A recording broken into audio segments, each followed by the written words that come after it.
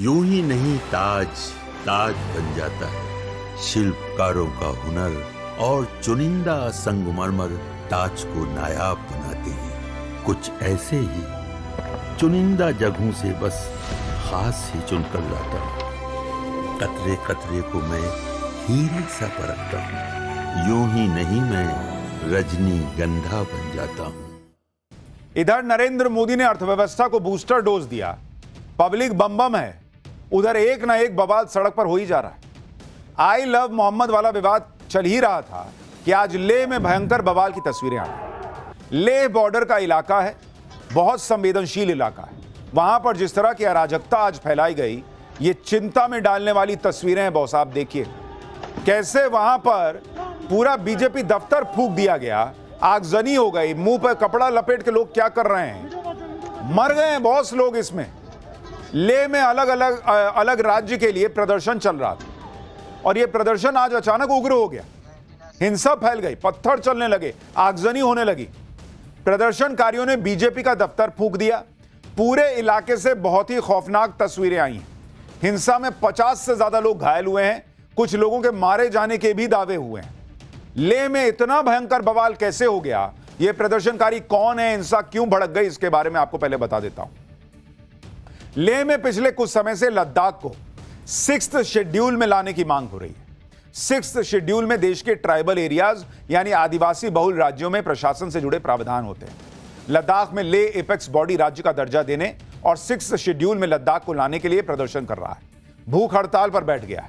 इसको लेकर गृह मंत्रालय की लेह एपेक्स बॉडी यानी LAB और करगिल डेमोक्रेटिक अलायंस यानी KDA से 6 अक्टूबर को बातचीत होनी।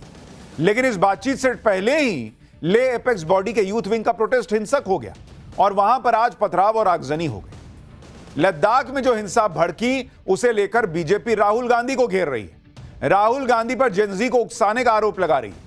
बीजेपी सांसद निशिकांत दुबे ने दावा किया कि लद्दाख में बीजेपी दफ्तर में आग लगाई गई। राहुल गांधी जी इसके नेतृत्वकर्ता आपका जेनजी फुंडसोग स्टैंजिन सेपाग है, जो कांग्रेस पार्टी का निर्वाचित वार्ड सदस्य है। आग से खेलने का नतीजा क्या होगा? भाजपा कार्यकर्ताओं को चुनौती देना बंद करिए। बीजेपी IT सेल के प्रमुख अमित मालवीय ने भी लेह हिंसा के लिए कांग्रेस के वार्ड सदस्य को दोषी ठहराया। अमित मालवीय ने एक वीडियो और तस्वीर डाली और दावा किया कि वीडियो में मास्क लगाए और हाथ में हथियार लिए जो शख्स दिख रहा है वो कांग्रेस का वार्ड सांसद फुंडसोग स्टैंजिन सेपाग है। अमित मालवीय ने आरोप लगाया कि कांग्रेस नेता के भड़काने पर ही भीड़ ने बीजेपी दफ्तर पर हमला किया और उसे फूंक दिया। काउंसिल हिल के दफ्तर पर हमला कर दिया गया। बीजेपी ने पूछा कि क्या इसी तरह की अराजकता चाहते हैं क्या राहुल गांधी? सुनिए संबित पात्रा क्या कह रहे हैं। और आप देख सकते हैं कांग्रेस के काउंसिलर स्टानजिंग सेपांग, ये है कांग्रेस के काउंसिलर स्टानजिंग सेपांग। ये अपर लेह वार्ड से काउंसिलर हैं, ये मेन इंस्टिगेटर हैं और अपने कार्यकर्ताओं के साथ ये किस प्रकार इंस्टिगेट कर रहे हैं, इसके कई फोटो सामने आए हैं। कांग्रेस पार्टी का जो षड्यंत्र है, किस प्रकार से भारत तेरे टुकड़े होंगे इंशा अल्लाह, यही कांग्रेस पार्टी का मुख्य लाइन है। यह कोई आज से नहीं है, यह जॉर्ज सोरोस के साथ बैठ करके राहुल गांधी जी का प्लान है। बीजेपी हर कुछ वक्त के बाद एक प्रेस कॉन्फ्रेंस करती है और कहती है कि जॉर्ज सोरोस के साथ मिलकर राहुल गांधी ये सब करवा रहे हैं जो देश में होता है। तो जब आपको सब पता है कि राहुल गांधी करा रहे हैं, तो आप राहुल गांधी पर एक्शन क्या लेते हैं? आप केंद्र में सरकार हैं, आप यहां पर लंबे समय से सरकार में हैं, आपकी कई राज्यों में सरकार है। अगर आप ये मानते हैं कि राहुल गांधी ये सब करा रहे हैं, तो खाली प्रेस कॉन्फ्रेंस होगा बॉस। राहुल गांधी पे कोई एक्शन किया आपने? आप कह रहे हैं राहुल गांधी के कहने पे सब हुआ है, तो राहुल गांधी पे क्या एक्शन हुआ? कुछ नहीं। बीजेपी ने कांग्रेस पर आरोप लगाए। उधर इस प्रदर्शन का चेहरा बने सोनम वांगचुक भी आज की हिंसा को लेकर गिर गए। सोनम वांगचुक ने आज की हिंसा के बाद अपनी भूख हड़ताल खत्म कर दी। वांगचुक ने कहा कि आज की हिंसा से उन्हें दुख पहुंचा, लेकिन सोनम वांगचुक पर आरोप लग रहे हैं कि लेह लद्दाख में जो ये माहौल खराब हुआ, ये बवाल चल रहा है, उसमें उन्हीं का मुख्य रोल है। लोग सवाल उठा रहे हैं कि क्या वांगचुक किसी और के इशारे पर चल रहे हैं और लद्दाख को इस तरह से सुलगाने के पीछे असली हाथ किसका है? लेह हिंसा को लेकर बीजेपी ने कांग्रेस पर आरोप लगाए। कांग्रेस ने ले हिंसा के मामले में क्या कहा है वो भी आपको सुनवाता हूं। कहीं पर भी हिंसा नहीं होनी चाहिए और हम समझते हैं कि सब लोगों को शांति बनाए रखनी चाहिए। अपील करते हैं कि हिंसा किसी बात का जवाब नहीं है, लेकिन जो घटनाक्रम हो रहा है इस पर उनको सोचना पड़ेगा कि ऐसा क्या हालात पैदा हो गए कि लोगों में इतना गुस्सा उत्पन्न हुआ है। लेकिन फिर भी मैं चाहता हूँ अमन चैन बना रहे। लेह में जो हुआ उसे लेकर सरकार के सूत्रों से खबर है कि यह घटना अचानक से नहीं हुई, अपने आप से नहीं हुई, जानबूझकर और पूरी प्लानिंग के साथ किया गया। केंद्र सरकार ने पहले ही 6 अक्टूबर को सभी मुद्दों पर मीटिंग के लिए तारीख तय कर रखी थी। एक तरफ बॉर्डर के इलाकों में हिंसा और आगजनी और दूसरी तरफ देश के अंदर भी माहौल बिगाड़ने की साजिश होने के आरोप लग रहे हैं। पिछले कुछ दिनों से आई लव मोहम्मद के पोस्टर को लेकर बड़ा बवाल मचा हुआ है। जगह जगह प्रदर्शन हो रहे हैं, अलग अलग शहरों में हंगामा चल रहा है। कई जगह इस प्रदर्शन के दौरान पुलिस से हिंसक झड़प हो चुकी है, सैकड़ों लोगों पर FIR हो चुकी है।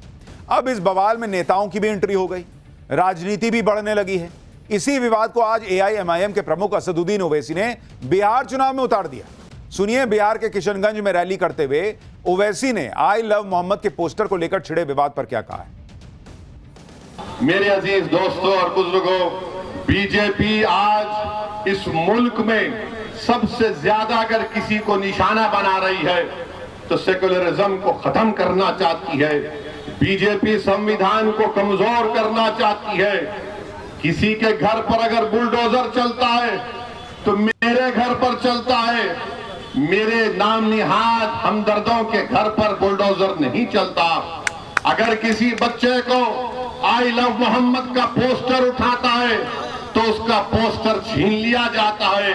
अगर इनके नेताओं का नाम लिखकर आई लव लिख दिया जाए तो कोई उन पर कुछ नहीं कहता। असदुद्दीन ओवैसी जहां रैली कर रहे हैं उस किशनगंज में 68% मुस्लिम आबादी है। इसलिए बिहार के मुसलमानों के बीच ओवैसी ने उस विवाद को फिर से चिंगारी देने की कोशिश की जिस पर यूपी पुलिस बहुत पहले ही पानी डाल चुकी थी। लेकिन ओवैसी को यह दिखाना है कि उन्हें मुसलमानों की कितनी फिक्र है, इसलिए उन्होंने यह माहौल बना दिया कि नरेंद्र मोदी के राज में मुसलमान का आई लव मोहम्मद बोलना या पोस्टर लगाना भी गुनाह हो गया। जबकि इस विवाद का सच कुछ और है जो आगे आपको बताऊंगा। पहले यह देखिए कि जम्मू कश्मीर की मुख्यमंत्री रही महबूबा मुफ्ती ने क्या कहा है। अगर जय श्री राम जबरदस्ती लोगों से बुलवा के वो ऑफेंस नहीं है, वो गुनाह नहीं है, वो गलती नहीं है, तो आई लव मोहम्मद सल्लल्लाहु अलैहि वसल्लम कहना ये तो बिल्कुल ये हिंदू मुस्लिम करके ही इनको वोट मिलता है। अब ओवैसी हो या महबूबा मुफ्ती, ये नेता इस तरह का माहौल बना रहे हैं जैसे इस देश के मुसलमानों की आस्था पर नरेंद्र मोदी सरकार ने पहरा लगा दिया कि भाई आई लव मोहम्मद बोलना भी मुश्किल हो गया है। अब ये नेता मंच पर जिस तरह की बातें करते हैं वो बातें मुसलमानों के बीच तो जाती ही हैं और उसका नतीजा ये होता है कि शहर शहर मुसलमानों की भीड़ आई लव मोहम्मद के पोस्टर लेकर सड़क पर उतर रही है। और इस भीड़ में कुछ लोग इतने उग्र हो जा रहे हैं कि पुलिस से भिड़ जा रहे हैं, पुलिस की वर्दी तक नोच दे रहे हैं। जैसे रविवार को यूपी के उन्नाव में ऐसा ही प्रदर्शन हुआ जिसमें बात इतनी बिगड़ गई कि पुलिस की टीम के साथ धक्का मुक्की हो गई, एक इंस्पेक्टर की वर्दी फाड़ दी गई। हालात बिगड़ते देख पुलिस ने लाठीचार्ज किया, कुछ लोगों को हिरासत में लिया। इसी तरह वाराणसी में भी प्रदर्शन हुआ। नाबालिग बच्चों की भीड़ ने आई लव मोहम्मद के नारे लगाए, लेकिन उसमें कोई दिक्कत नहीं थी। पुलिस कह रही है कि बिना परमिशन के जुलूस निकाला गया जिसमें छोटे छोटे बच्चे भी शामिल हो। अब कहा जा रहा है कि इतने छोटे छोटे बच्चों को कौन प्रदर्शन करने ला रहा है, बिना इजाजत के यह प्रदर्शन क्यों हो रहा है, ये सवाल उठ रहे हैं। आई लव मोहम्मद क्यों बोल रहे हैं, इस पर किसी को कोई एतराज नहीं है। इस तरह के प्रदर्शन की वजह से सवाल उठ रहे हैं कि आखिर कौन इन बच्चों को सड़क पर लेकर आया, प्रदर्शन में बच्चों का क्या काम। हैरानी यह भी है कि प्रदर्शन में सिर्फ बच्चों को शामिल किया गया। उस तस्वीर में, इस जुलूस में कई बड़े बुजुर्ग नहीं दिख रहे, ना महिलाएं दिख रही। तो क्या ये बच्चे खुद से जुलूस निकाल रहे हैं, आप सोचिए। वाराणसी में आई लव मोहम्मद का माहौल गरमाया तो उधर आई लव महादेव शुरू हो गया। वाराणसी में संत समाज ने हाथ में आई लव महादेव का पोस्टर लेकर प्रदर्शन कर दिया। संत समाज ने जगह जगह आई लव महादेव के पोस्टर लगाए। इस प्रदर्शन में शामिल जगतगुरु शंकराचार्य स्वामी नरेंद्रानंद सरस्वती ने कहा कि कुछ लोग देश का माहौल बिगाड़ना चाहते हैं, उनको हम अपने तरह से जवाब दे रहे हैं। सुनिए एक बार। वर्तमान में चुनी हुई सरकार भारत में शांति, सद्भाव, विकास, विश्व पटल पर भारत का मान सम्मान, स्वाभिमान बढ़ रहा है, लेकिन कुछ कपट कलेवर का भेष धारण कर भारत की शांति, विकास, उत्कर्ष उनको हजम नहीं हो रहा। वो इस देश में अराजकता पैदा करना चाहते हैं, कानून को हाथ में लेना चाहते हैं। भाई आई लव मोहम्मद बोलने से देश की अर्थव्यवस्था कैसे नीचे आ जाएगी? ये सवाल तो इनसे भी पूछा जाना चाहिए। हाँ, ये जरूर आप कहिए कि क्या जानबूझ के देश के अलग अलग हिस्सों में ऐसा कराया जा रहा है, क्या मुसलमानों को उकसाने का प्रयास हो रहा है क्या? तो बात